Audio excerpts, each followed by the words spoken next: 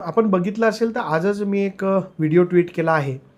त्या व्हिडिओच्या माध्यमातून आपल्याला दिसतं की कसा जीवघेणा प्रवास आज डोंबिवलीकर प्रवासी किंवा डाऊन साईडने येणारे जे प्रवासी आहेत ते करतायत आणि लोकं आपला जीव मुठीत घेऊन आज प्रवास करून मुंबईकडे जाण्याचा प्रयत्न करतायत. तर त्याच्यासाठी तत्काळ उपाययोजना म्हणजे डोंबिवलीवरून जो शिलफाट्याचा रोड आहे तो जर आपण तातडीने दुरुस्त केला तर डोंबिवलीवरून नवी मुंबईकडे जाणारा जो ट्रॅफिक आहे तो रोड मार्गे जर डायव्हर्ट केला तर बऱ्यापैकी याच्यात दिलासा मिळू शकतो. कारण अपघाताची जी संख्या आहे ती डोंबिवली आणि ठाणे या दोन्ही स्टेशनच्या मध्ये होणाऱ्या अपघातांची संख्या मोठी आहे.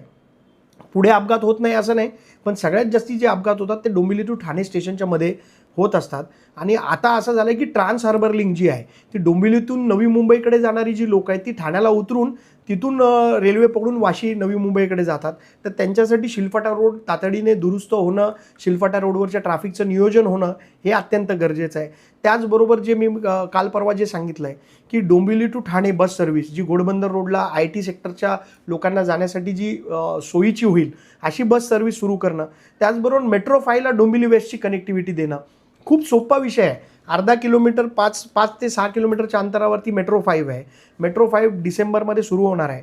जर त्याला कनेक्टिव्हिटी दिली तर ठाण्याला जाणारी जी लोकांची गर्दी आहे ती कमी होईल. आणि हा जो जीवघेणा प्रवास लोक आज करतायत, लोकांना जो त्रास होतोय तो कुठेतरी कमी करण्याचा ह्याच्यातनं बघा हे सगळे तात्काळ उपाय आहेत. आणि लॉंग टर्मसाठी काही उपाययोजना सरकारला करता येतील त्या सरकारने केल्या पाहिजे.